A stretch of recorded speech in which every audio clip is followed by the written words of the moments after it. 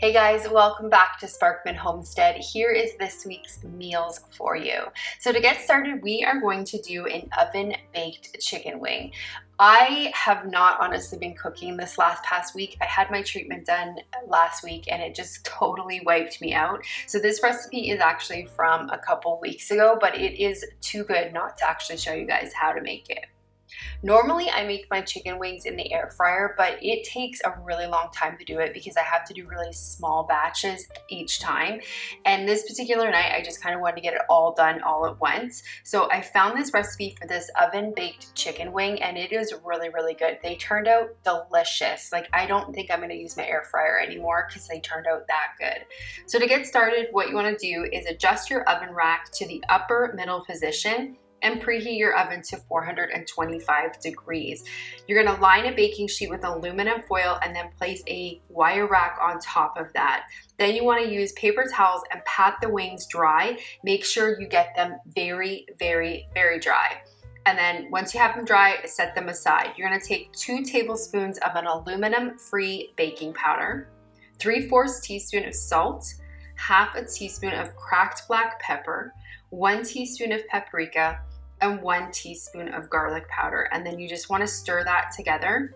You're going to take your wings and you're going to add them to a really large bowl, and then you're going to take that mixture that you just made and pour them over top of the wings. You want to make sure that the wings get evenly coated with this mixture. And then you're going to spray that baking sheet that you just put the wire rack on top of. The wire rack I use is just a cooling rack that whenever I make cookies or something, that's what I use to cool my stuff on. So just put that on top. You're gonna spray that with some cooking spray, or in my case, I just use some olive oil, and just make sure that it's coated. This prevents the wings from sticking. So I made sure I went flipped it around and made sure that it was coated on all sides. And then you're gonna take your wings and arrange them skin side up in a single layer on that prepared wire rack. You wanna bake them in the upper middle rack. It says start with 20 minutes and then flip them. Now, depending on the size of your wings, like if you have smaller wings, it's not gonna take very long. I think mine took about an hour in total to cook, and I was again just flipping them every 20 minutes. So the sauce that I'm gonna use for my wings is a garlic Parmesan sauce. So I'm taking 1 8-ounce stick of butter. I just used a salted butter in this. And then 8 to 10 cloves of the minced garlic. I think I probably used about 10 because I really wanted it really garlicky. 1 tablespoon of hot sauce. You could definitely add more if you like it more spicy, and 2 teaspoons of a red pepper flake. And then you're gonna come in and add half a cup of a grated Parmesan cheese. Now, I used a fresh grated in this situation and it melted perfect. If you're using the pre-grated stuff, it probably will take a little bit longer to get that melted. Once that cheese is melted in there, you're gonna come in and add a 1/4 cup of freshly minced parsley and just stir that to combine and then set aside. So here I'm just checking my wings and just doing a flip. They weren't done yet, so this was after 20 minutes and they were not even close to being done. These wings were huge. So I just flipped them over and then put them in for probably about another 30 minutes. I think in total it took about an hour for these wings to cook. So the next recipe we're gonna do with our wings, this one, again, so amazing. I actually found this on Instagram and then looked into it a little bit further and found a linkable recipe for you guys. So this is going to be for like a tater tot loaded cup. It is so delicious. What you want to do to get started is have your oven preheated to 425 degrees, and then you want to grease a muffin tray with some spray, like cooking spray or olive oil. I just use my Pampered Chef stoneware here, so you actually don't need any cooking spray. It's non-stick. Amazing. Love these things. So you're going to take your tater tots. It says 1 bag of frozen tater tots, and you want them to be frozen when you are starting this. You are going to put them and just kind of shape the muffin tins just with the tater tots, just to kind of make a almost like a cup shape. And then it says about 5 to 6 tater tots in each muffin tin. And you are going to bake them in that preheated oven for 10 minutes. After the 10 minutes, you're gonna remove them from the oven, and then you're gonna use a small cup or a muddler. So I just use the bottom of a really small mason jar here, and I'm just gonna push the tater tots down just to create a cup shape. Once you get them all pushed down, you're gonna take some shredded cheese. I just used a white smoked cheddar cheese for this. That was so good to use. Good choice of cheese. And then you just wanna fill them onto the top of each of the cups. There's no actual measurement to what you're gonna put in each cup. It is definitely personal preference, but it does say to fill it completely full. Next up, you're gonna take some cooked bacon. So I just have pre-cooked bacon that I chopped into really small pieces, and you are going to top that cheese with the bacon. You don't need to necessarily use bacon. You could probably use like a sausage in this as well. It probably tastes pretty good. I've seen one where somebody actually used pepperoni and kind of made like a pizza version of this, but I'm just gonna use some cooked bacon on it. So once you get the bacon on, I'm gonna put a little bit more cheese on the top, and then we are gonna put this back into that 425-degree oven for an additional 13 to 15 more minutes. It really depends on your oven. You just want the tater tots to be golden, and you want that cheese to be melted. So while they were cooking, I was getting my wings all assembled. So now that my wings have kind of cooled down a little bit, I'm gonna put them into this large bowl and just pour that sauce over top of them and just toss to combine everything. The cheese kind of all stuck together with this. This wasn't probably the best Parmesan cheese, garlic Parmesan cheese one I've ever made, because it did kind of clump together, but it was still really, really delicious. So here's the tater tots coming out of the oven. One thing it says you could do is also top these with some chives. Steven doesn't like onions, so I didn't cut any up, but you want to let them cool for a couple of minutes, and then take a butter knife and run them around the cups just to release them from the muffin tins. They did kind of stick a little bit, so I had to use a spoon to get them out. To be honest, I didn't let them cool for a couple minutes. We were starving. These looked so delicious that I honestly couldn't let them wait to cool. So that's why mine kind of stuck a little bit, like they were harder to get out.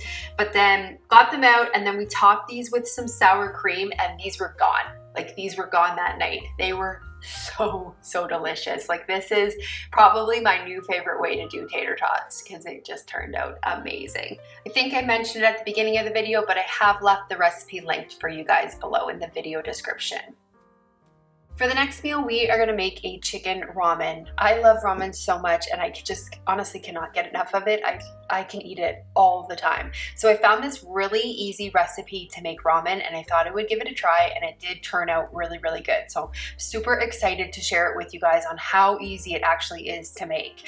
So for this recipe, what you're gonna need is a boneless, skinless chicken thigh. Now, mine had the bone in because we process our own chickens, and honestly, processing day, I don't feel like taking bones out. So I just have all my bones in. So I was just getting the bones out of the chicken thighs. You wanna use approximately 4. I think I maybe used 6, but it's because mine were really, really small. So next up, we're gonna make the marinade for this chicken. What you need is 1 tablespoon of a dark soy sauce or a mushroom dark soy sauce. I did not have this, so I just used liquid aminos, and again, didn't really alter the flavor at all. Turned out really good. You're gonna add to that 2 tablespoons of a marin. I don't think I'm pronouncing that right. I'll leave the word below here for you guys. And then you're also gonna add another 2 tablespoons of a light soy sauce, 1/4 teaspoon of cayenne pepper, 2 cloves of garlic finely chopped, and then I chose to actually come in and add a little bit of miso paste because I kind of wanted that dark umami taste. Because I wasn't using a dark soy sauce, I came in and added some of the miso paste, and it really did elevate it. Like, it was delicious. So you're gonna make sure that your chicken thighs are all coated in this, and you wanna marinate them for at least 1 hour. So I did this in the morning and let it marinate all day, and that was just perfect. So it says at least 1 hour though. So after you let the chicken marinate, we are going to get our oven preheated to 425 degrees. And it does say to place your oven rack in the top third of your oven. You also need to get a baking sheet lined with something. You can do parchment paper, or like I use these silicone baking mats. You want to place your chicken pieces on the baking sheet, skin side down if you are using skin, or smooth side down, and evenly space them apart. And then you're going to put your baking sheet into your preheated oven. It says to let the chicken roast for 15 minutes. While this chicken is cooking, we are going to get our glaze made. So to make the glaze, you're going to take 2 teaspoons of a brown sugar and 2 tablespoons of the dark soy sauce or the mushroom soy sauce. I use the liquid aminos again perfectly fine. So while that chicken was cooking, we're just gonna kind of get our ingredients prepped for the broth. Now this recipe does call to use some shiitake mushrooms. I didn't have any, so I just used a regular white button mushroom, and the shiitake probably would have definitely elevated this, but if you don't have it, this is a perfectly fine fill-in. So these are some of these wild garlics that we actually picked from our property. We have them growing everywhere. The bottoms taste like garlic, but the tops taste like onion. So I thought I would use them in this recipe because it's perfect. So I was just getting that prepped. I was also getting some ginger diced up because we're gonna need it for our broth here. So in one stock pot, and it needs to be a pretty big stock pot, you're gonna add 4 to 5 cups of a good quality chicken stock. So I'm just using my homemade chicken stock here. 4 sprigs of onions or scallions. So this is what I just used the wild onion for. And then it also says 4 to 5 cloves of garlic and a 2-inch piece of ginger. You can also add in 4 fresh red chilies and then a 1/4 cup of a light soy sauce and a 1/4 cup of some more mirin. I also came in and again added some more miso paste. I probably in total added maybe 2 teaspoons of miso paste to this because I just really wanted that, again, that umami flavor, and it really was a benefit having that miso in there. It tasted really good. Once you get everything added in there, you're gonna let that come to a boil at medium-high to high heat, and then once it comes to a boil, you're gonna lower that heat to medium, and you're gonna let that simmer for about 20 to 25 minutes. It says taste the broth to see if you need to come in and add any more salt to it. So after the initial 15 minutes of cooking with the chicken, what you're gonna do is you're gonna take it out, you're gonna flip the chicken pieces over, and then you're gonna spoon that glaze over top of them all, and then get them put back in the oven for another 10 to 15 minutes. So one thing the recipe suggests is putting some greens in the ramen. So it says to use either a bok choy or some spinach. I didn't have any of that, but I did have some kale. So I just broke up a couple bunches of kale and just lightly steamed it. Once it was steamed, I took a couple cloves of garlic, minced garlic, just kind of broke it up in the bowl there, and then I put a little drizzle of sesame oil and a little drizzle of soy sauce and just coated those greens and set them aside. So the next step is to get our actual ramen noodles cooked. This step, you just follow the directions to whatever it says on your actual package. For me, it was boil for 5 minutes, drain, rinse over cold water, and set aside. So we did that. Chicken is done here now, so I'm just gonna get it set aside. One thing that I did with my chicken though is I ended up thinly slicing it. That way I had nice thin pieces of chicken in the actual soup. The stock was done cooking at this point, so I drained it off. So you're just draining it to get like the garlic pieces, the ginger, the onion, all of that stuff out of it. But you want to get this put back onto the stovetop. So what I did is I just poured it back into another pot and got it back on the stovetop. And at this point, you're going to add your mushrooms in. So you're going to put the mushrooms in it and you're going to cook it for an additional 5 minutes. Now, one thing I ended up having to do, because I noticed that my broth was like, it really, even in that 25 minutes, it evaporated quite a bit of it. So I ended up coming back in and adding, I think, another quart of chicken stock to this. Now, it wasn't infused with the additional flavors that I added, but it still was good enough because I cooked it for, I think, maybe 10 more minutes. So I just put another, it actually wasn't a quart, it was a pint more of chicken stock in there. So it's all done cooking now. If you want, you can strain the mushrooms out, but I really wanted the mushrooms in there. That's why I put it in there. So you're just going to kind of assemble your ramen bowl. And at this point, you can just put in whatever you want. I really wanted to have some hard-boiled eggs in it, but I forgot to boil them, so unfortunately I didn't have any eggs, but hard-boiled eggs or soft-boiled eggs are delicious in ramen. Your toppings are really just personal preference. I love carrots in mine, so I had thinly sliced some carrots. I added that in. We also came in and added a little bit of cilantro. You can put like another little dollop of miso paste in this. And Steven came in and actually added sriracha to his as well, just because it wasn't hot enough. But this was a really easy to make ramen recipe, and it was really full of flavors, even in that short amount of cooking time. For the next meal, it was just kind of a meal where I threw together a whole bunch of stuff and it turned out really delicious. Like, I am super pleased with how this one actually turned out for just winging it. So what to do, we are gonna get started using some bacon grease in our skillet. You don't need to use bacon grease, you can definitely use any type of oil. It's just, I have that in my fridge and I'd rather use that and save money and not use oil. So we're gonna get a pound of ground turkey cooked through. You can definitely use ground beef in this, ground chicken, ground pork, anything really would work for this recipe. I just had some turkey thawed out, so that's why I was using that.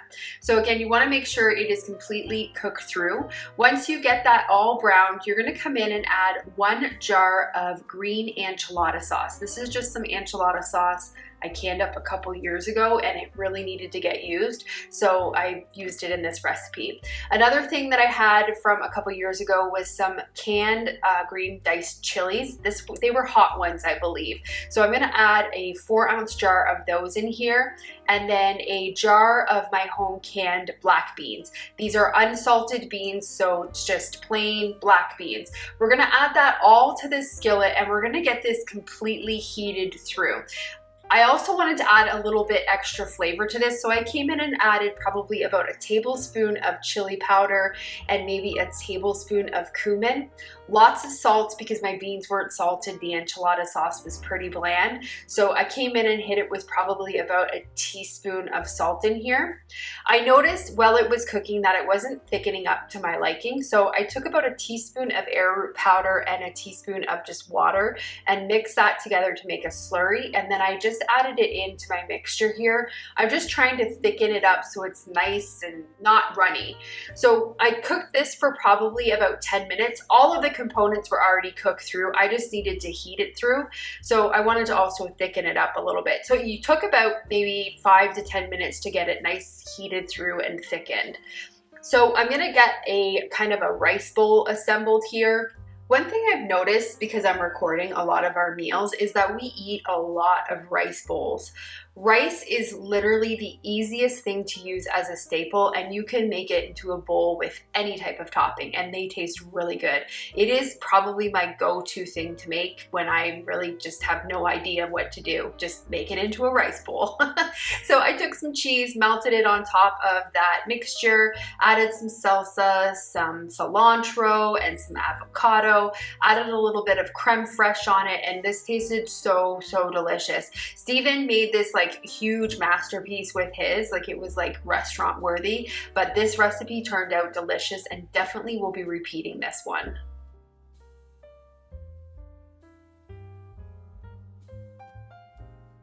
For the next meal, we did a barbecue tri-tip. Now, I completely forgot to film getting the tri-tip ready. All as I did was just took a tri-tip and just generously seasoned it with some Montreal seasoning steak, and then Steven just grilled it and then cooked it all the way through to how we like it. We like it about a medium rare. So while that was going on, I decided to make one of our favorite appetizers.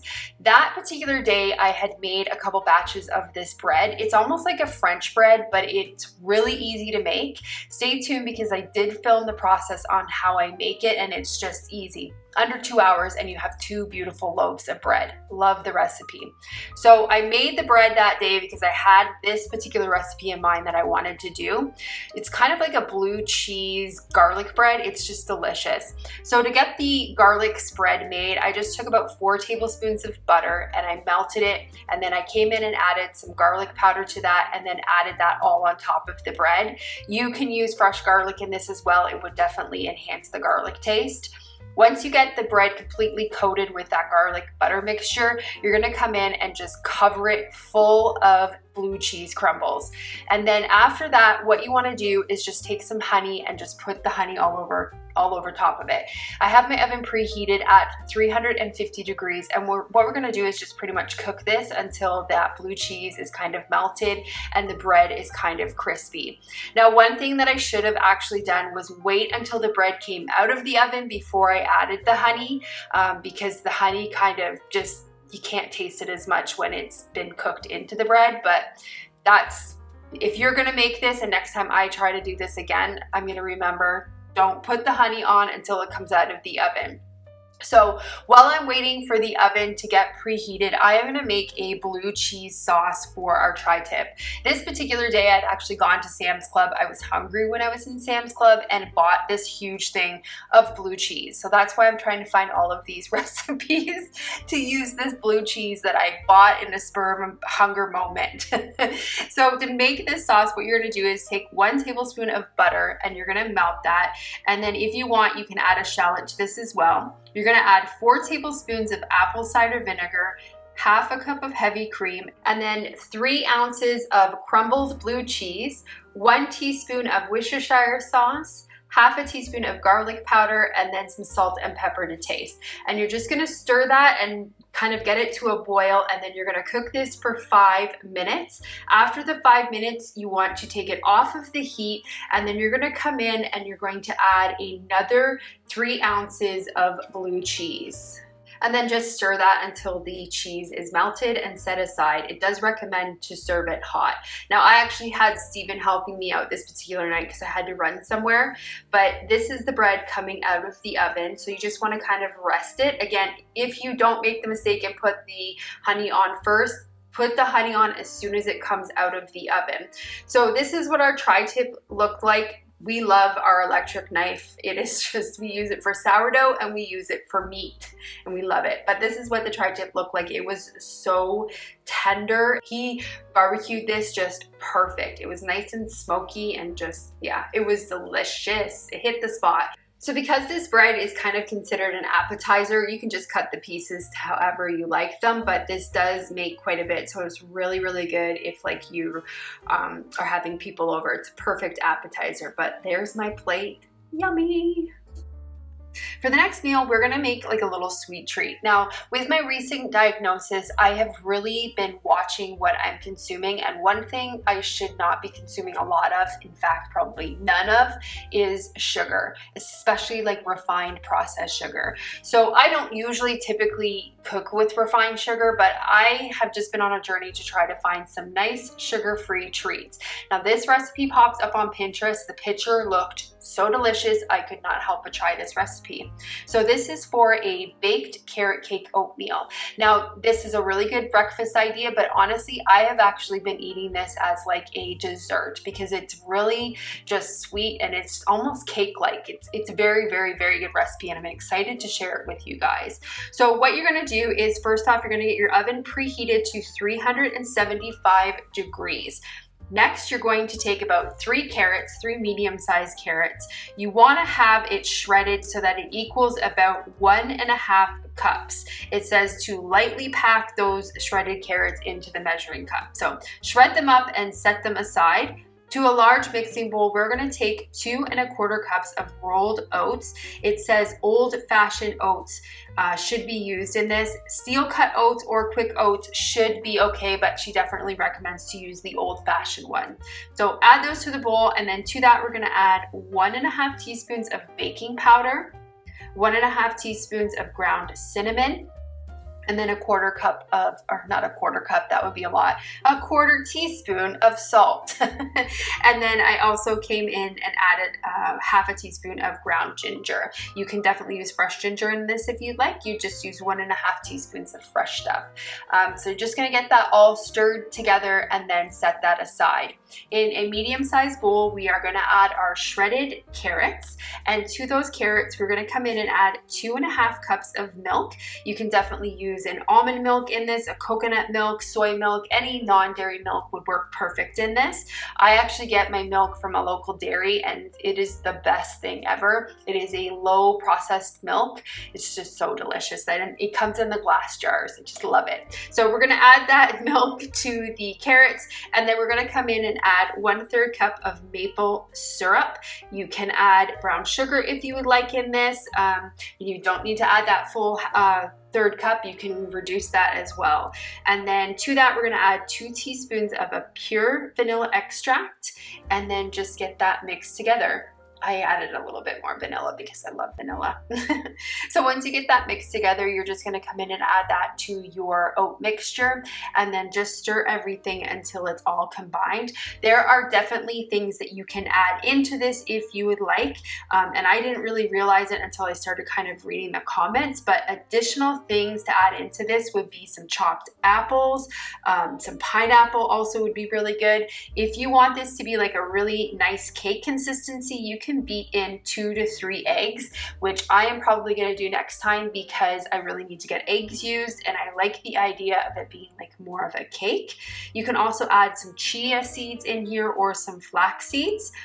So once I kind of got everything added in that I wanted to add in, you're going to grease your baking sheet. Now I just used a 9-inch Pyrex cake pan for this. So I decided to top mine with the little raisins because carrot cake to me always has raisins in it. So I probably used maybe about a 1/4 cup of these. They're like a flame raisin. I got them from Azure Standard and they are just delicious. So you're going to top them with that. You can also top it with some walnuts if you'd like or some pecans, and you just want to push them down until they are kind of in the mixture and completely coated. Next up, you are going to put this into the oven, and depending on how many elements you put into it, it's going to take about 35 minutes roughly to cook. You just want the edges to be lightly golden brown. And then yeah, take it out, let it cool for 10 minutes and then serve it. The particular day that I'd actually made this oatmeal, I decided to have it for breakfast. So I cut up some apple, had a hard-boiled egg on the side, and it just was really, really delicious. But like I said, I've been eating this also as a dessert. It's just it's yummy. Top it with a little bit of maple syrup. You can even put some whipped cream on it or some like heated up cream cheese. Just delicious. So that is the last meal for this video. I hope you guys enjoyed this week's meals. Thank you guys so much for watching, and I hope you have a great day or night whenever you are watching this, and I will see you on the next video. Bye guys.